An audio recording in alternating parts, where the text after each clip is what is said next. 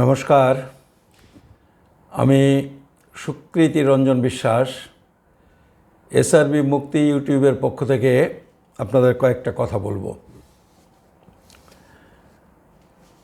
আমি নিজে দেখিনি, মানে শুরুতে আমি নিজে ওইটা আমার চোখে পড়েনি।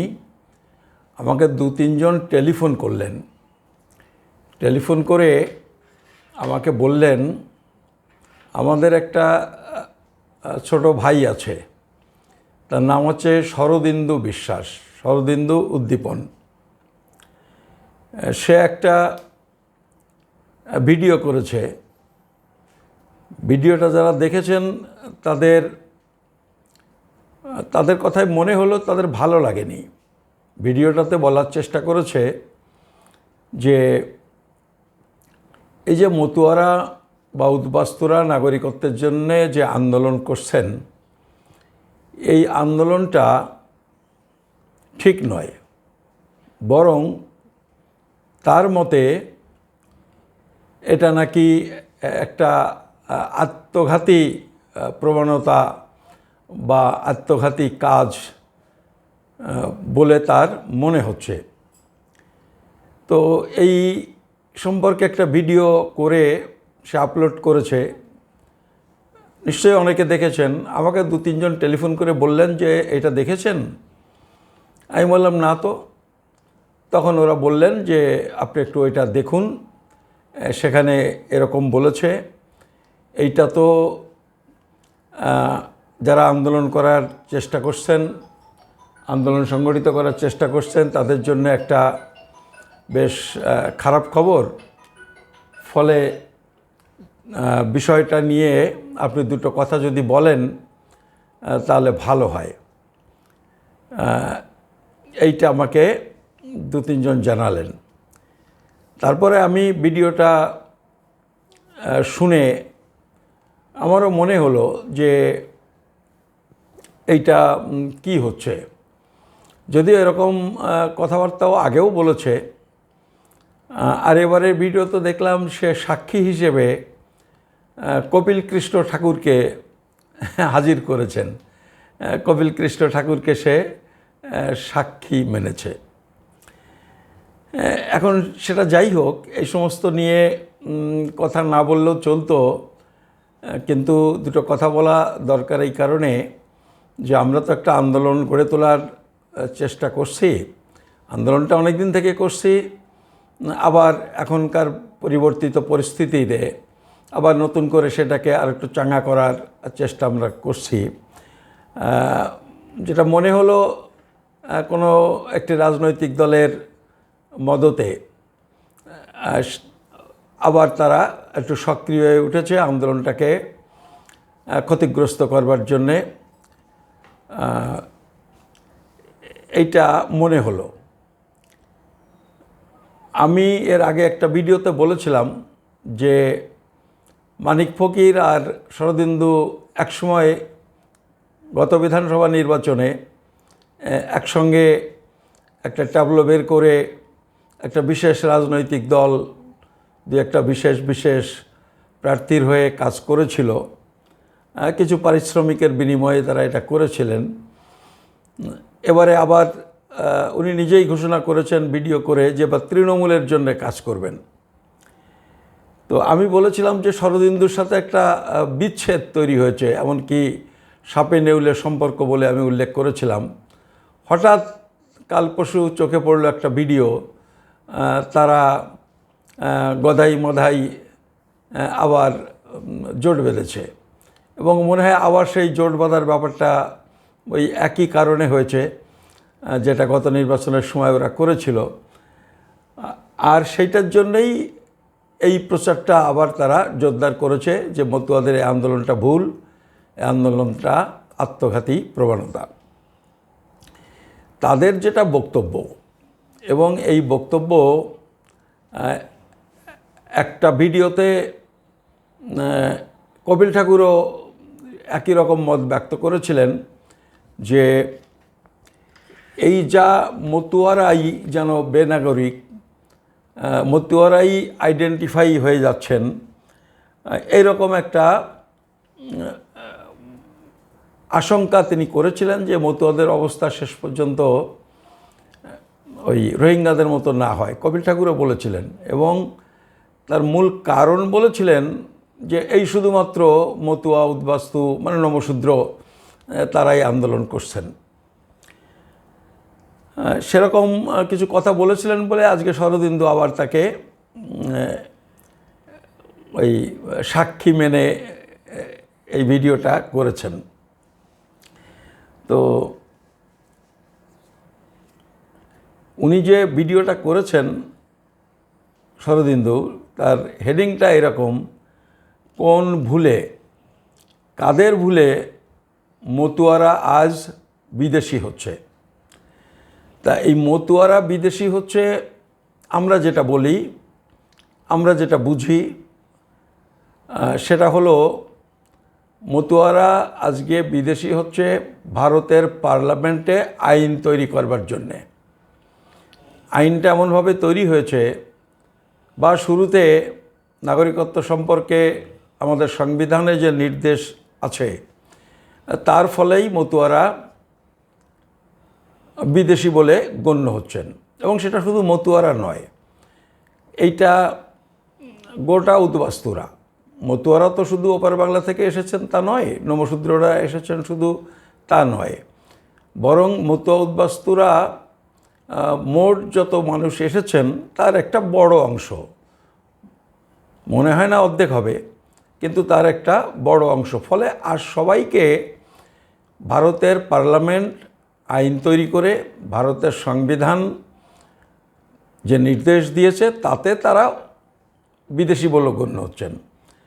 তাহলে কার ভুলে মতুয়ারা আজকে বিদেশি হচ্ছেন, এই প্রশ্ন তুলে কপিল ঠাকুর এবং শরদিন্দু এই আন্দোলন, নাগরিকত্বের যে আন্দোলন, এই যে নাগরিকত্ব আইন, সংবিধানের যে নির্দেশ, সেই নির্দেশকে পরিবর্তন করার যে আন্দোলন মতুয়াদের, এই আন্দোলনটাকেই শরদিন্দু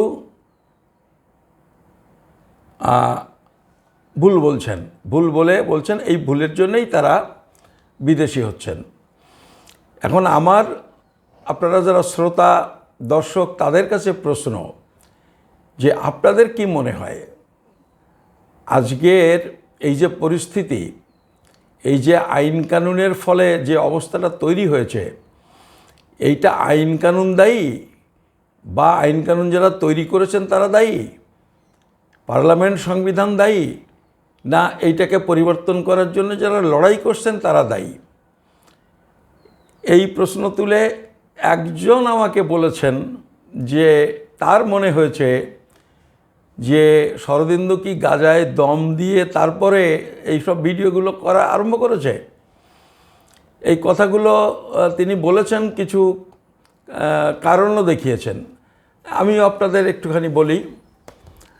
আপনারা তো শুনেছেন এই যে আমি যে নতুন বুকলেটটার কথা বলছিলাম, বুকলেটটা হলো উদ্বাস্তুদের নাগরিকত্ব কা-19 এবং তার বিধি, রুলস। এই যে এইটা নিয়ে আমরা এই যে পুস্তিকাটা করেছি, তো এই পুস্তিকাতে আপনারা দেখতে পাচ্ছেন এই এই উপরে একটা প্রধানমন্ত্রীর সাথে মিটিংয়ের ছবি আছে, আর নিচের এই ছবিটা কলকাতায় একটা আন্দোলন হয়েছিল, বড় মিছিল হয়েছিল। মানে এরকম মিছিল উদ্বাস্তু আন্দোলনে প্রায় হয়নি কখনো, এত বড় মিছিল হয়েছিল।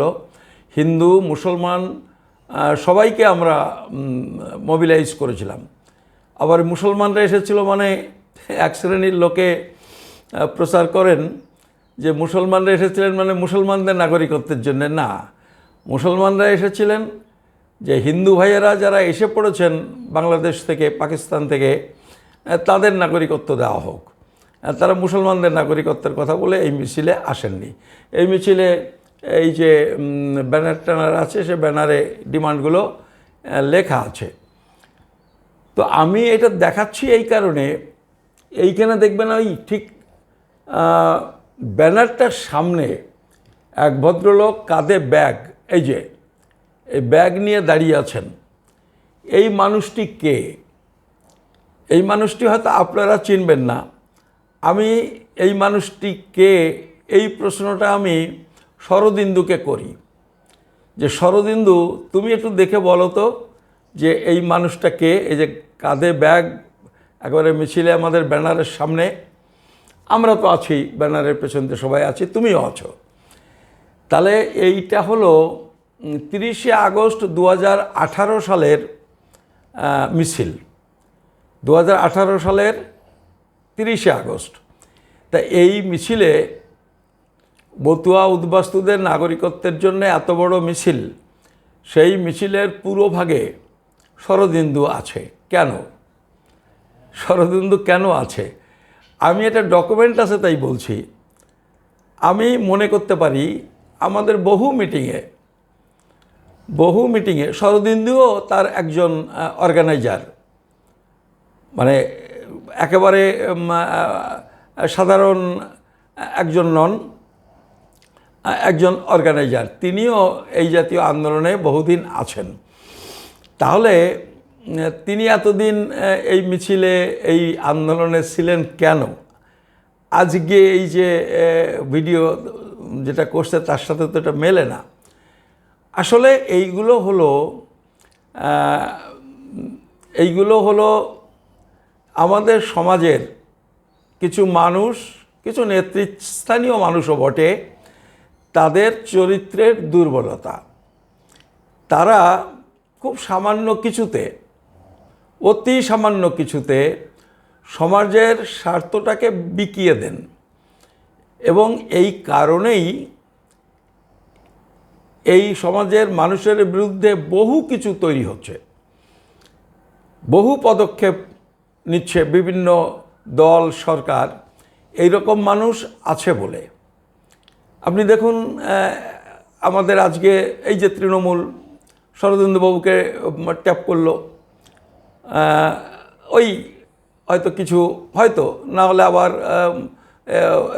কোর্টে ঘোরাঘুরি করা মানুষ, উকিল টুকিল নিয়ে এনজিও করে, তো শেষে আমার বিরুদ্ধে একটা মামলা ঠুকে দিল, হবে না কিছুই, দৌড়াও। মানে হ্যারাস করবার জন্যে যা করার এগুলো এরা তা করতে পারে। তা যাই হোক, এই একজন আছেন, আমাদের মানিকবাবু একজন আছেন, এইসব মানুষেরা। তারপরে এখন ওই মুকুল বৈরাগ্য বলে একজন হয়েছে, একটা পুরনো ভাঙা গাড়ি দিয়ে দিয়েছে মমতা ব্যানার্জি, আর বছর গেলে 1 কোটি টাকা দেয়, ওই যে এদিক সেদিক করে তার মধ্যে থেকে 30 লাখ বাঁচিয়ে না, ওই যে চলো। তারপরে আরেকজন আছেন, দেখবেন একজন বেটে খাটো চেহারা, মানে বলতে খারাপ লাগে, ছেলেবেলা থেকে আমাদের সাথেই ছিল। কিন্তু যা হয় এইসব অভাবের তাড়না, আন্দোলনে কোনো ডেভেলপমেন্ট নেই। কোনো আন্দোলনে ডেভেলপমেন্ট না থাকলে এইভাবে এতকাল ধরে এই আন্দোলন চালিয়ে যাওয়া তো চারটিখানি কথা নয়, বহু মানুষের পদস্খলন হয়, এদেরও হয়ে গেছে। এই দেখছেন না, কংগ্রেস দল অনেক দিন ক্ষমতা নেই, আজকে আর তার অস্তিত্ব নেই। এ সবই তো এইভাবেই হয়। তো ওই যে বামপন্থীরা বলছেন যে লেগে থেকে কাজটা করা এটা খুব কঠিন কাজ। তো মৃত্যুঞ্জয় মল্লিক এরকম একজন, সেও আজকে ওই তাকে দেখি সিকিউরিটি টিটু দিয়েছে। কী জন্য তার সিকিউরিটি লাগে আমি জানি না, মানে এটা গ্ল্যামার আর কি, যে সিকিউরিটি আছে তার মানে বড় নেতা হয়ে গেছে। তো তাদের এরকম কিছু কিছু সুযোগ সুবিধে এদিক ওদিক করে দেয়, এইটুকুর জন্যে তারা সমাজের স্বার্থটাকে বিকে দিচ্ছেন। আমি কয়েকটা নাম বললাম, এরকম বহু নাম আছে। তো আমি এটা বলছি যে আপনারা একটু ভাবুন, মানে আমি কি যুক্তি দিয়ে বলবো যে এই আন্দোলনটা করেছে বলেই আন্দোলনটা করা ভুল হয়েছিল? একটা সময় আপনারা জানেন কীরকম ধরপাকড় শুরু হয়েছিল।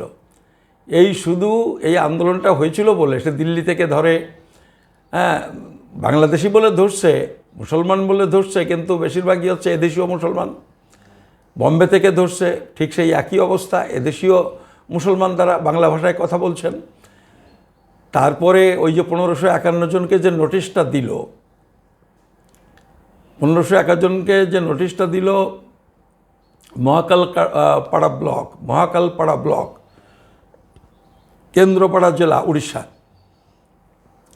তো 1551 জনকে নোটিশটা দিয়েছিল। আপনি দেখবেন যে ডিসেম্বর মাসে, মানে এই আন্দোলন যখন শুরু হয়েছে কি হয়নি ওই একই সময়ে, মানে আন্দোলনের জন্য নোটিশ দিয়েছে তা কিন্তু নয়, আন্দোলন শুরু হওয়ার আগেও নোটিশ দিয়েছে। মানে ওই 1551 জনের নোটিশটা তো 15-20 দিনের মধ্যেই দিয়েছিল। 1551 নোটিশ মানে 1500 নোটিশ, এইটা 15-20 দিন ধরে নোটিশটা সার্ভ হয়েছে। তো প্রথম যখন দেওয়া শুরু হয়েছিল সেটা কিন্তু ঠাকুরনগরে অনশন আন্দোলনের আগে আরম্ভ হয়েছিল। তার মানে আন্দোলনের জন্য এই নোটিশগুলো দিয়েছে তা না। ফলে নমশূদ্র উদ্বাস্তুদের মধ্যে আক্রমণ এই আন্দোলন করার জন্য নেমে এসেছে, ব্যাপারটা শরদিন্দু যা বলছে এটা ঠিক নয়। আর আমি শরদিন্দুকে বলছি তুমি একটু মিলিয়ে দেখে, এমনিতে তুমি বুদ্ধিমান মানুষ, একটু দেখো, দেখে তুমি একবার দরকার হলে একটু টেলিফোন করো যে দাদা যেটা বলেছো ভুল বলেছো, তোমাদের আমি নিন্দাবন্ধ করছি, এটা তোমরা তার প্রতিবাদ আমাকে টেলিফোন করে তোমরা করতে পারো যদি আমি তোমাদের সম্পর্কে ভুল কিছু বলি।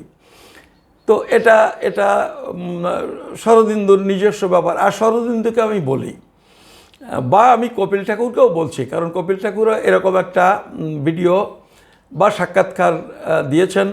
সে ওই যে কি বহুজন কি একটা আছে শরদিন্দুর চ্যানেল, সেই চ্যানেলেই দিয়েছে যতদূর মনে পড়ে।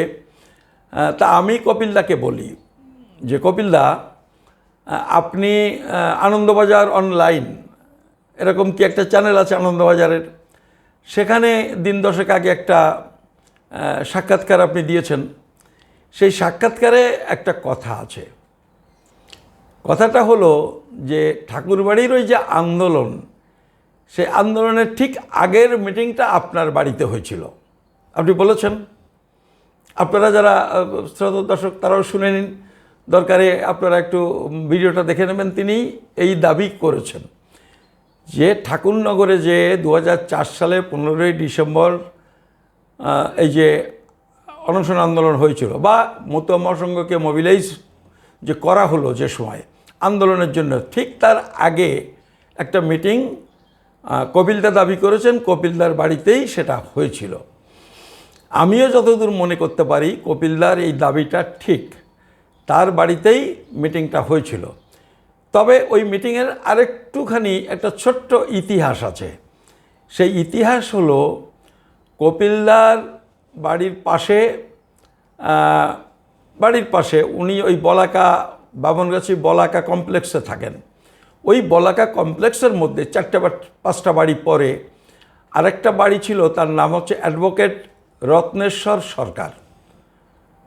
মনে হয় বেঁচে আছেন এখনও না, আমি ঠিক মনে করতে পারছি না, আছেন বোধহয়, খুব বয়স হয়ে গেছেন। তিনি বহুকাল থেকে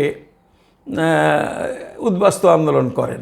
একসময় সিপিআই করতেন আর তারপরে একেবারেই বিজেপিতে বা বিজেপি মনোভাবাপন্ন হয়ে গেছিলেন। তা যাই হোক, তবু ওনাকে আমরা সবাই খুব সম্মান করতাম যেহেতু উদ্বাস্তু আন্দোলনের সাথে ছিলেন। তা এই মিটিংটা আমরা যখন চেষ্টা শুরু করি এই 2003 সালের আন্দোলনের বিরুদ্ধে, আসলে 2003 সালের এই আন্দোলন, 2003 সালের আইনটা, ওই যে নাগরিকত্ব সংশোধনী আইন যেটা অটল বিহারী বাজপেয়ীর সময় যেটা সংসদে পেশ হয়, প্রথমে রাজ্যসভাতে করে 18ই ডিসেম্বর 2003 সালে। কিন্তু আমরাও বলতে পারি তারা আমাকে হেল্প করেছিলেন। মূলত তাদের হেল্পটার জন্য আমি এটা জানতে পেরেছিলাম, এটা ঘটনা। সেই মানুষটি হলেন অমর বিশ্বাস। অমর বিশ্বাস সল্টলেকে থাকেন। তিনি তখন ইনকাম ট্যাক্সের কমিশনার ছিলেন। তখন তো সবে ওই ইন্টারনেটগুলো আমি তখনও ইন্টারনেট জানি না, আমাদের মতো লোকজনের তখনও জানি না।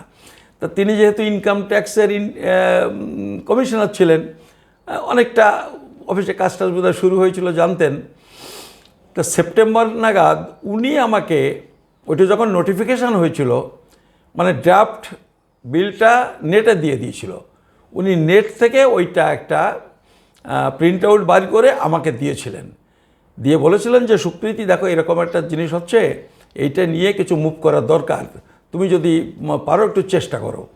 এইভাবে ওই অমরদা, আমরা অমরদা বলি, অমর বিশ্বাস, উনি আমাকে ওইটা দেন এবং আমি ওইটা পড়ে দেখে যতটুকু বুঝেছিলাম ওইটা নিয়ে আমি দিল্লিতে চলে যাই।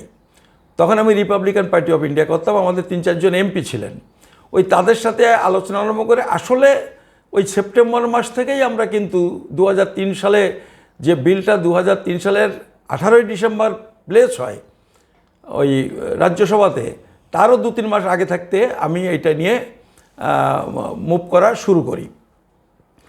তো তারপরে আমরা এইসব মিটিং শুরু করলাম, এখানে ওখানে যা হয় ওই 50-100 তার বেশি লোক হয় না। এবং ওই যে মিটিংটা সেটা ছিল রত্নেশ্বর বাবুর বাড়িতে মিটিং, কপিলদার বাড়িতে নয়, কপিলদার বাড়িতে নয়। এখন আমরা সবাই সকালবেলায় গিয়ে ওনার বাড়িতে গিয়ে দেখি তালা দেওয়া। তালা দেওয়ার কারণ ছিল ওনার বোন বা এরকম কেউ হঠাৎ অসুস্থ হয়ে পড়েন, অসুস্থ হয়ে পড়লে তিনি সেখানে চলে যান বাড়িতে তালা দিয়ে। আর যেহেতু কপিলদাও এসব ব্যাপারে খোঁজখবর রাখতেন, কপিলদাও বরাবর আমাদের এইসব আন্দোলনের সাথে থাকেন। কপিলদা তো প্র্যাকটিক্যালি লেখক মানুষ,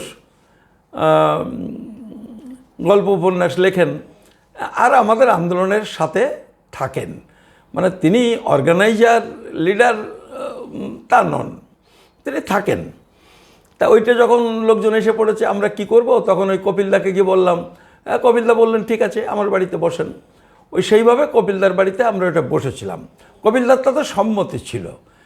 তা কপিলদার যদি 2004 সালে যদি সম্মতি থাকে যে এই আন্দোলনটা মতুয়াদের উদ্বাস্তুদের করা দরকার, তাহলে আজকে এই আন্দোলন করাটাই সর্বনাশ হয়েছে এই কথা তিনি বা আভাস ইঙ্গিতে কী করে বলেন, আর সরাসরি শরদিন্দু কী করে কোট করেন বা তাকে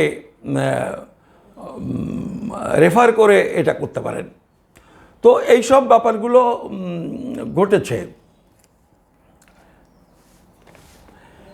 এইটা তো একটা হচ্ছে শরদিন্দুকে নিয়ে, শরদিন্দু এইগুলো তিনি করছেন।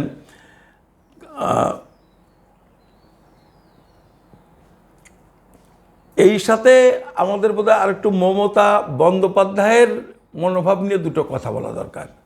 আপনি দেখছেন এই উত্তরবঙ্গে যেদিন এসছেন আমাদের প্রধানমন্ত্রী নরেন্দ্র মোদী, সেদিন তিনিও উত্তরবঙ্গে একই জেলাতে জলপাইগুড়িতে মিটিং করেছেন। সেখানে তিনি বলেছেন, আবারও বলেছেন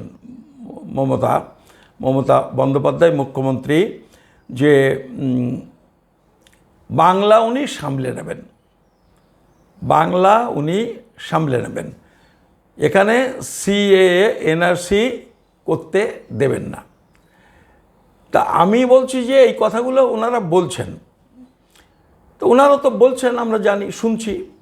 আমি আমার শ্রোতা দর্শক যারা মতুয়া এবং উদ্বাস্তুদের বলছি যে তিনি এই কথা কেন বলছেন, এইটা কি আপনারা বুঝতে পারছেন না? আমার ধারণা আপনারা সবাই বুঝতে পারছেন। তিনি এটা বলছেন, এটা তার বলতে হবে। তিনি ইলেকশন করবেন, তিনি এটা বলবেন, বলে ভোটটা নেবেন। কিন্তু আমি বলছি যে আপনারা তো বুঝতে পারছেন যে তিনি যেটা বলছেন সেটা ঠিক বলছেন না। ঠিক বলছেন না মানে আমি সিএ এনআরসির পক্ষে বলছি না, কিন্তু উনি যেটা বলছেন সামলে নেবেন। সামলে যে উনি নিতে পারবেন না সেটা তো আপনিও বোঝেন, আমিও বুঝি, উনি নিজেও বোঝেন, যে কেউ বোঝেন। কারণ পার্লামেন্ট যে আইন তৈরি করে, পার্লামেন্ট আইন তৈরি করার সময় ওনার এমপিরা ছিলেন না? ড্রেক, ওব্রায়েন, তারপরে কল্যাণ বন্দ্যোপাধ্যায় সুপ্রিম কোর্টের উকিল, কয়েকবারের এমপি, সৌগত রায় অধ্যাপক, একেবারে প্রবীণ সাংসদ, তারপর কি বলে সুদীপ বন্দ্যোপাধ্যায়, ওনার চিফ হুইপ, ওনারা ছিলেন না? বলুন এরা ছিলেন কি না, বা তিনি নিজে ছিলেন কি না? আমার তো মনে হয় তিনি নিজেও ওই সময় ছিলেন, মন্ত্রীও ছিলেন। তা তিনি তখন সামলাননি কেন? তিনি তখন সামলাননি কেন? আচ্ছা ঠিক আছে, তখন তিনি সামলাননি, তারপরেও তো এতকাল ধরে তার অনেকগুলো এমপি আছেন, এখনও আছেন। তা এইটা যে উনি মাঠে ময়দানে বলছেন, তার পার্লামেন্টে বলতে পারে না? তিনি নির্দেশ দিতে পারেন না? আমরা তো জানি তার পার্লামেন্টের মেম্বাররা কি করেন। একটা কথা বলার সময় পার্লামেন্টের ভেতর থেকে বাইরে এসে টেলিফোন করেন যে এই সব কথা হচ্ছে পার্লামেন্টে, দিদি আমরা কি বলবো। উনি টেলিফোনে বলে দেন তোমরা এই বলো, ওরা গিয়ে তাই বলে, তাই তো? মমতা বন্দ্যোপাধ্যায়ের এমপি মানে তো পার্লামেন্টের কাজ মানে তো এইভাবে হয়। কোনো যেটা ওখানে কথা ওঠে বাইরে এসে টেলিফোন করে জেনে নিয়ে গিয়ে ভেতরে গিয়ে সেই কথাটা তারা বলেন। তা তিনি পার্লামেন্টে বলছেন না কেন? কেন বলছেন না? কেন তিনি বলছেন না যে এনআরসি করার আইন 14 ধারা বাতিল করো?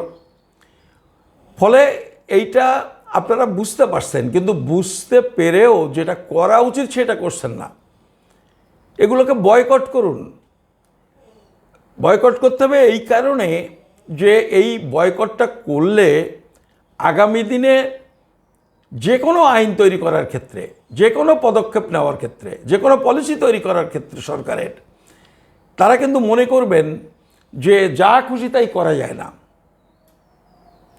তারা একটু ভাববেন, কিন্তু প্রতিবাদ যদি না করেন, যা করে যাচ্ছে তাই মেনে নিলে তারা এইরকমই হয়। ফলে এই যে বিষয়গুলো হচ্ছে, এবং এর সাথে আমাদের এই যে কিছু লোকজন শরদিন্দু, মানিক ফকির, তারা জুটে গেল। অথচ আপনারা জানেন যে ওই যে 16 সালের আনন্দবাজারে 18ই ফেব্রুয়ারি উনি নিজে বলেছেন যে ভোটার কার্ড, রেশন কার্ড থাকলেই নাগরিক না। একদম নিজে বলেছেন, তার মন্ত্রিসভাতে সিদ্ধান্ত হয়েছে, বেশি দিন আগের কথা নয়, 16 সালে। তারপরে তো আমরা জানি ওই গাইঘাটাতে কি করেছিলেন, ডেপুটেশন দিয়েছে যে বাংলাদেশিদের নাম ভোটার তালিকায় উঠছে, সেই তালিকা নিয়ে গিয়ে পার্লামেন্টে ছুঁড়ে মেরেছেন। এসবই তো আমরা জানি। পদত্যাগও করেছিলেন, এসব জানি। তারপরে তাকে ভরসা করার কি কারণ আছে? কোনো কারণ নেই। তিনি বলছেন যে যাদের ভোটার কার্ড, রেশন কার্ড আছে তাদের পাওয়া উচিত। তার মানে তিনি বলে দিচ্ছেন যে তারা ভোটার কার্ড, আধার কার্ড নয়। আর সেই সাথে ভয়ও দেখাচ্ছেন। যদি আপনারা আবেদন করেন তাহলে তুমি বাংলাদেশি, তোমাকে কন্যাশ্রী, হ্যাঁ, তবে বৃদ্ধ ভাতা, বিধবা ভাতা, রেশন, কম পয়সা, এগুলো দেবো না, তিনি ভয় দেখাচ্ছেন। তা আমি বলছি যে উনি ভয় দেখাচ্ছেন, তো ওনার গোলায়, ওনার বাড়িতে কতগুলো গোলা আছে? ওনার গোলার ধান বিক্রি করে উনি দেন। উনি যেভাবে কথা বলেন মনে হয় সেরকম।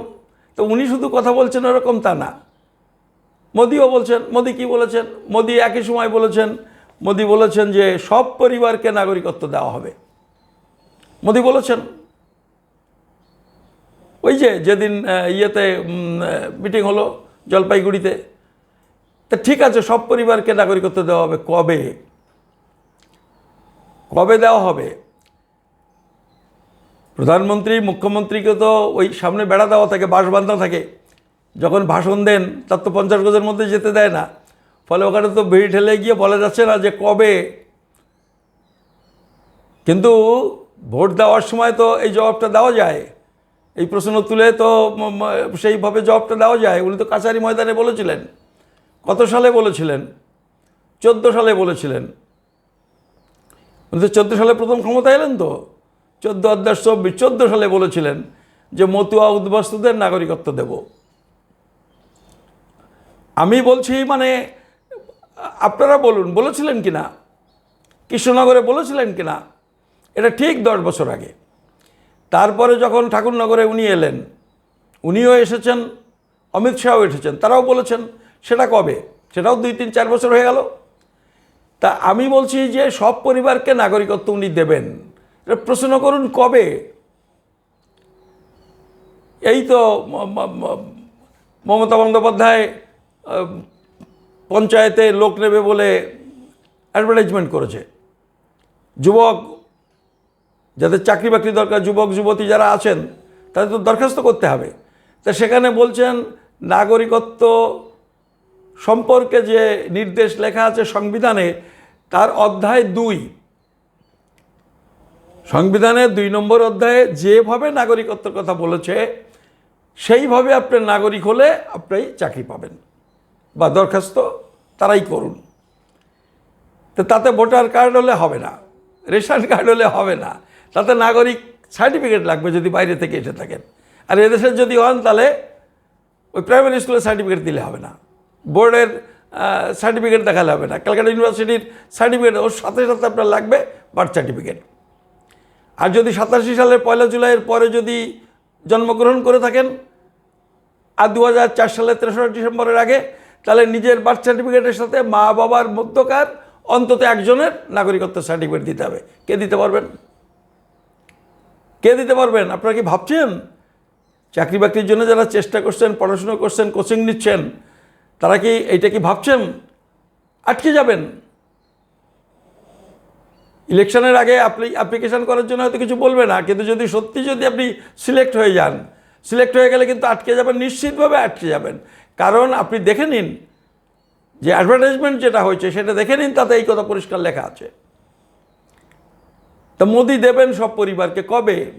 পরিবারগুলো বসে থাকবে যাদের আজকে বলছে এত বছর বয়সের মধ্যে যারা, তারাই আবেদন করতে পারবেন। তা বয়স পার হয়ে যাওয়ার পরে, ফলে মোদিকে এইসব প্রশ্ন মানুষকে করতে হবে।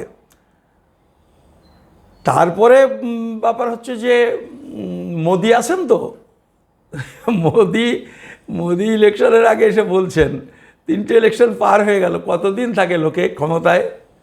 যারা মানে বিজেপি করেন তারা তো বোঝেন যে সংসদীয় রাজনীতিতে কত বছর, 10 বছর যথেষ্ট সময়, তারপরে আরও 10 বছর থাকবেন তার তো কোনো গ্যারান্টি নেই। এই নির্বাচনে হয়তো মোদি বাড়ি চলে গেলেন, আবার চা বিক্রি করা শুরু করতে হবে। মোদির তো গদি হারালে চা বিক্রি করা ছাড়া অন্য কোনো পথ নেই। আছে যোগ্যতা? আমার তো মনে হয় না। এ পর্যন্ত যা পারফরমেন্স দেখিয়েছেন প্রধানমন্ত্রী হিসেবে, তাতে মনে হয় না যে গদি থেকে নেমে যাওয়ার পরে আর কেউ মোদিবাবু কেমন আছেন এই কথাও কেউ জিজ্ঞেস করবে বলে আমার মনে হয় না। মানুষের যে হাল, দেশের যে হাল তিনি করে দিয়েছেন, তো এরকম একটা অবস্থার মধ্যে আমরা আছি। সেই জায়গাতে বড় সমস্যা হয়ে গেছে। আমরা এই আন্দোলন কয়টা মাত্র মানুষ আমরা করতাম, তার মধ্যে এখন দেখতে পাচ্ছি যে 40% তারা এরকম শত্রু শিবিরের নাম লিখিয়ে ফেলেছেন এবং তারা এই ভিডিও করে মানুষকে বিভ্রান্ত করার চেষ্টা করছেন। এই জন্যে আমি বলছি যে বিভ্রান্ত হবেন না। এরা যা বলছে এগুলো ঠিক বলছে না। ঠিক যে বলছে না সেটা আমি, তো অনেক কথা বলা যায়, আমি কয়েকটা মাত্র কথার মধ্যে দিয়ে আপনাদের আমি বোঝালাম, নমুনা অন্তত দেখে নিন যে এদের কথায় বিশ্বাস করার কোনো কারণ নেই। আমি আশা করি যে দেশের আইন, গভর্নমেন্টের অর্ডার, গভর্নমেন্টের নির্দেশ, এই সবগুলো আপনারা সবাই নিজেরা পড়ুন, বোঝার চেষ্টা করুন, বিভিন্নজন যেটা বলছেন নিজের বুদ্ধি দিয়ে সেটাকে যাচাই করুন এবং সিদ্ধান্ত নিন। আপনাদের ধন্যবাদ।